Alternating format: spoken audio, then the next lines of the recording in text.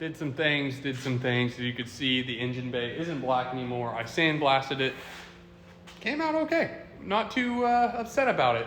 I'm gonna go ahead and get it all ready for paint, and then in the process also, if I get up here, as you can see, non-sunroof roof skin. I gotta do some few things in here, kind of turn the camera around. I gotta weld in that stuff. Sorry the camera's blurry. My camera is actually shattered. But making big progress. The sandblasting really worked out great, and then the inside starting to come along too, all stitch welded and everything.